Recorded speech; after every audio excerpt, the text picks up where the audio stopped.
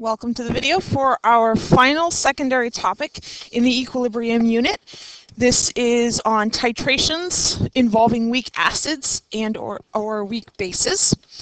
Just so you know in advance, there are going to be 4 videos. This is the first for this topic. Why? The practice problems are 2 entire videos. Because these titration problems involving weak acids, they tend to be very long. Not necessarily hard, just very, very long. Yes, you have to watch all 4 videos. No, they are not optional. Yes, there is crucial information in all 4. This first one is an introduction to the theory behind it. The middle 2 are going to be the practice problems, math, how we do these titration questions. And then the last one is kind of an odds and ends bit talking about how titration curves would vary depending on the type of acid that you have. So, titrations. Now, we have done titrations before. We did titrations with strong acids and strong bases, and hopefully you remember that you have to think about, what is in the burette, what's in the flask, how much of your acid and or base have you neutralized, how much of it is left, BCA charts, figuring out moles, figuring out which one gets used up. We're going to bring all that stuff back. That whole set of skills, we need that set of skills to do these questions. We're going to be doing the same thing. But now that we're talking about weak acids and weak bases, we have to add on the equilibrium question because weak acids, unlike strong acids, do not dissociate completely. So, titration of a weak acid with a strong base. Before, when we did strong acid, strong base titration, the only thing in the flask that contributed to pH was the strong acid or the strong base, because what we created as a result of that neutralization reaction, water, and if we're doing NaOH and HCl, then we created water and NaCl, that salt was neutral. So we were only concerned with the HCl and the NaOH. That all changes now because of this. If you've got a weak acid and you react it with a strong base, you're not creating something that is neutral. You are creating a conjugate base. If you take HF, a weak acid, and you react it with NaOH, a strong base, you will create sodium fluoride, NaF. F minus is basic. It is not neutral. That's the whole thing, right? If it's conjugate, F minus, its conjugate acid is HF. HF is a weak acid, therefore F minus is a weak base. This changes how we have to do our math to figure out pH at any given point in time. It's an additional consideration in this type of problem. This is going to mean for us, which by the way, if you'll notice the slide, we are specifically talking about weak acid with strong base, that the pH at the equivalence point is not going to be 7. The equivalence point is still 1 moles acid are equal to moles base. But in this case, if you've used up all of your weak acid and you've used up all of your strong base, you've created water and a basic salt. pH at the equivalence point will not be 7. The pH at the equivalence point is going to be greater than 7. The salt you've created is the conjugate base of that weak acid. You do not have a neutral solution. So get it all out of your little heads right now that equivalence point is where the pH is 7. Way too many of you told me that that's what it was on the acid-base test. Far, far too many. I never said that that was the definition of equivalence point. Equivalence point is when you have stoichiometrically equivalent amounts. Equivalent amounts of stuff. Nothing to do with pH of 7. Absolutely nothing, because we're going to be hitting equivalence points here that are absolutely not neutral at all. And if you have a look at this titration curve, right here, you know that we have a weak acid being titrated here for the big reason that the equivalence point shown here is at an elevated pH. At a higher pH, at a pH of about 8.5 or so. It's not at 7. So this tells me what is in the flask at the equivalence point. There's got to be something there that's making it basic. There has to be. That's why we're getting this higher pH. And if you look down here, this specific diagram is showing acetic acid. So the initial pH, right, the initial pH of about just under 3 is coming from just the acetic acid. So we expect it to have a low pH. In between, right, this next box right here is in between the initial pH and the equivalence point. So this is from initial to equivalence point. And you'll notice, what is it that's in the flask? Oh ho ho, a buffer mixture. This is why we cannot talk about weak acid titrations until after we've talked about buffers. Because at this point, we have some of this, which is our acetic acid, aka our HA, but some of it has been neutralized by the base. Some, but not all, of the acid has been neutralized, which means we have also created A-, and they're both in the flask together. That's by definition a buffer. That's a solution that can resist change in pH, which is why you see in this area a very small change in pH, right? The pH is not changing substantially. You have a buffer. You have created a buffer. At the equivalence point, at that elevated pH, this is what we have in the flask. Now, this thing right here, that's the A-. That's a weak base. So we do not have a neutral solution at the equivalence point. We have a slightly basic solution.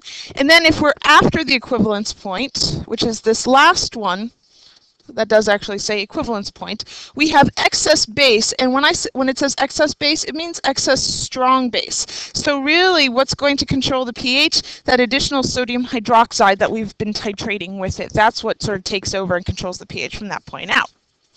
So that is the biggest difference between this type of titration and the strong acid, strong base titration that we were doing before.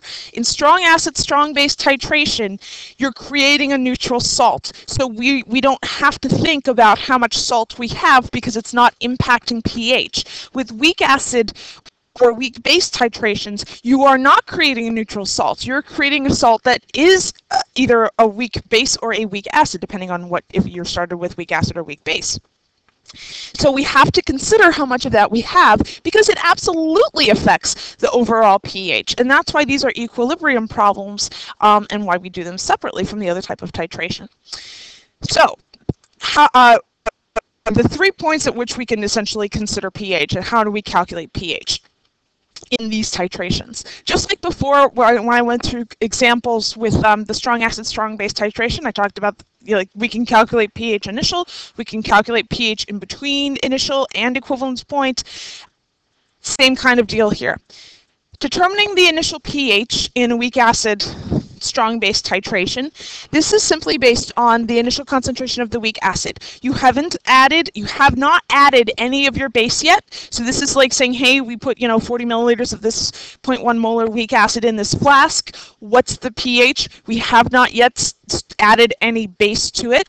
Now, because it's just the weak acid, this is not a buffer. It's not a buffer at this point in time because you haven't taken any of your weak acid and turned it into its conjugate base yet. So this is really like a primary topics, hey, here's the K value, what's the concentration?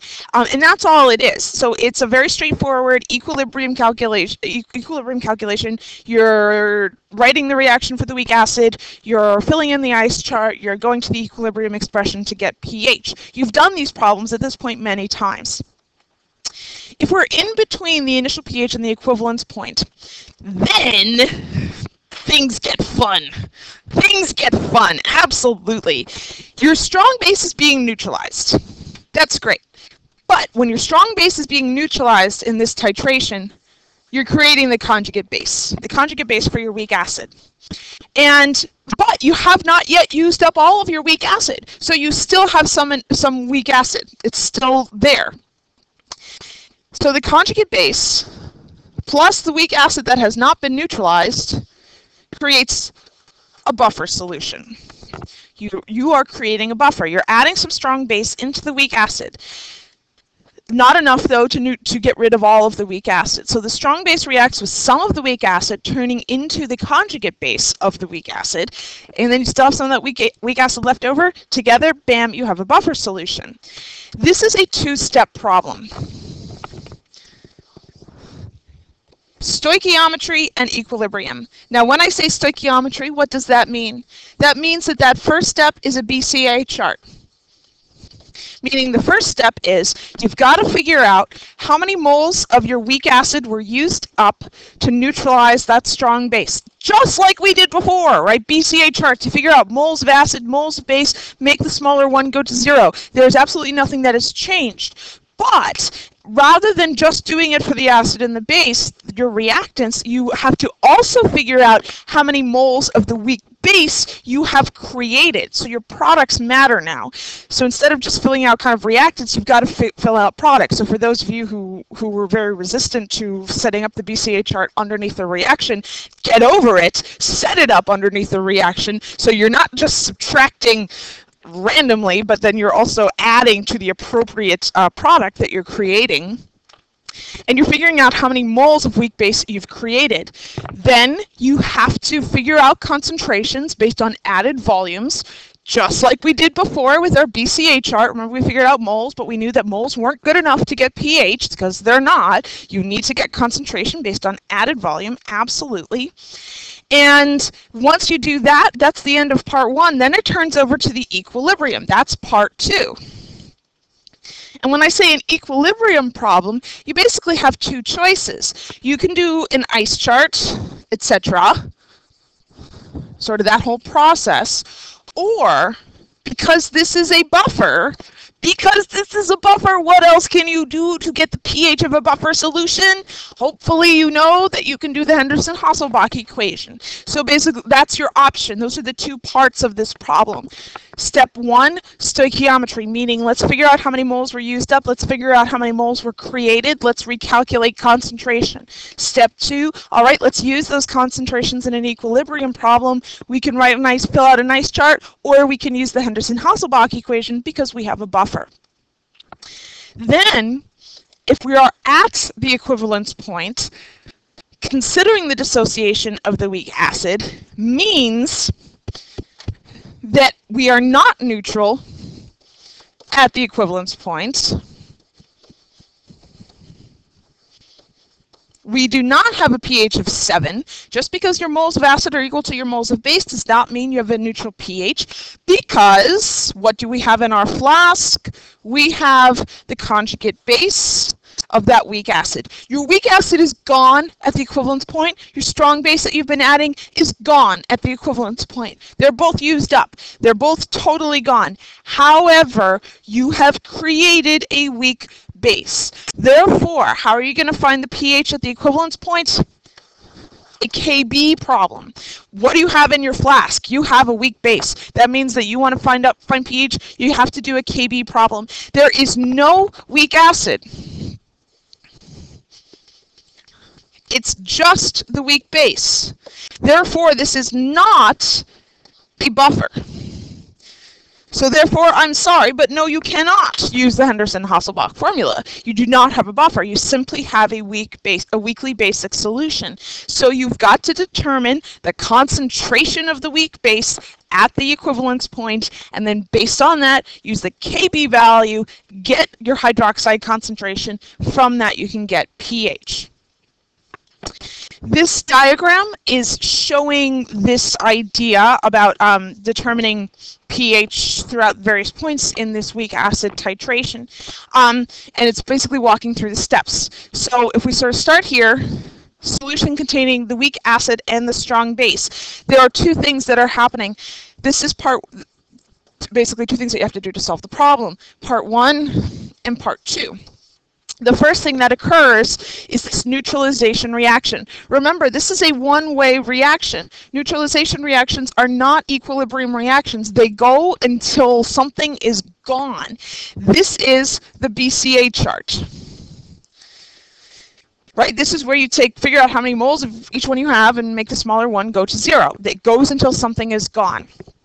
But you have to, when you fill out this BCA chart, you have to include that X minus in terms of moles of stuff that you're creating, because it makes a difference.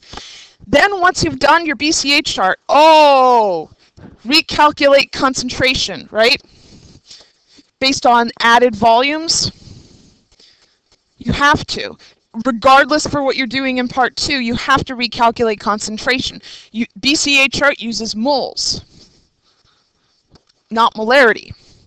Then, once you've got your new concentrations, then you move on to part 2. And part 2, that's the equilibrium calculation. So this is if we're in between the equivalence point and the initial, which at this point it says we are at each point below the equivalence point, then here's where we have a buffer. Right? We've got hx and x minus together. That's the buffer. So this equilibrium calculation, we can do this as a Henderson-Hasselbalch equation because we're like, okay, how much hx do we have? How much x minus do we have? What is the pH going to be based on that information? Now, before I end this one and talk about the how to actually do this math, because the second to middle 2 videos are going through basically those 3 points on the titration, finding pH, I want to talk a little bit about half equivalence point. Now, this is something that I mentioned in the buffer video. Using the Henderson-Hasselbalch equation, you can see that if you've got equal amounts, equal concentrations of your weak acid and your conjugate base together, then that's actually a special relationship, right? If we were doing pH equals pKa plus log of A minus over HA, if A minus is equal to HA, then you're taking the log of 1. Log of 1 is 0, therefore pH is equal to pKa. We call that the half equivalence point. And in terms of a titration curve, it's a point that you can find fairly quickly. So we all know that the equivalence point, right, is right in the middle of the steep section, right there. And it says all acid converted to conjugate base. So moles A are equal to moles B. So in terms of the equivalence point, we kind of look down, we say, all right, that's that particular volume, and based on this particular curve, that says, this is 8 right here, this says 12, so this is 10 milliliters of base have been added to get us to the equivalence point. Well, if you cut this in half from 10 to 5 milliliters, aka you cut that volume in half, you have just found the half equivalence point. Half equivalence point, when half of the moles of base necessary to get to the equivalence point have been added. If you've added half your moles of base, that means that you've neutralized half your acid, right? Half equivalence point, half of your acid has been neutralized. At the equivalence point, all of your acid has been neutralized. So at your half equivalence point, half of it has been neutralized. In the case of weak acids, if half of it has been neutralized, that means that you've taken half of it and turned it into the conjugate base. So half of your solution is the weak acid, half of your solution is the conjugate base, aka HA equals A minus. That's the half equivalence point.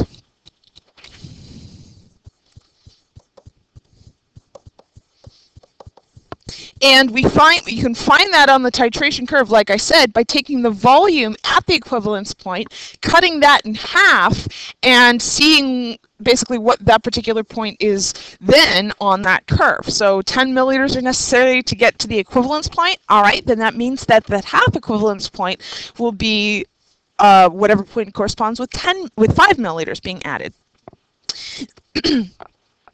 Half equivalence point. Because half these moles of base have been added, half the acid has been turned into its conjugate base.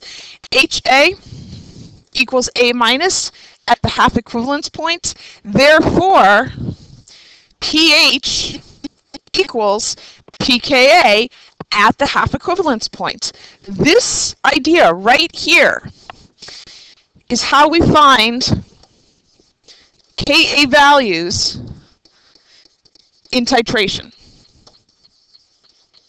This is how you can easily tell the Ka value, because once you get pKa, remember, just like pH, if you're looking for H plus, 10 to the minus pH is the H plus. So 10 to the minus pKa would be your Ka value. This is how we get Ka values from titrations. So going back to this particular titration curve on the previous one, for this acid, if we look over at the half equivalence point right here, that's what, about, I don't know, 4.7 or so.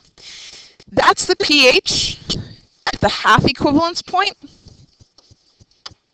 This therefore means that the pKa for this acid is about 4.7. So I can get the Ka value because Ka would be 10 to the negative 4.7, and then just doing that out, and I don't have a calculator with me, so I'm not going to do that out right now, but that would give me that Ka value for this particular acid. So that's how we can get Ka from titrations, this half equivalence point. It's easy and it's fast, and if you recognize that we are at this point where A minus is equal to HA, you know based on Henderson-Hasselbalch that pH will be equal to pKa. You can just sort of say pH equals pKa at the half equivalence point, and yes, I recognize that we are there. So watch the subsequent videos. I go through in painstaking detail how to do these titration problems involving weak acids. They are 2 steps. They are involved, and you've got to be ready for them.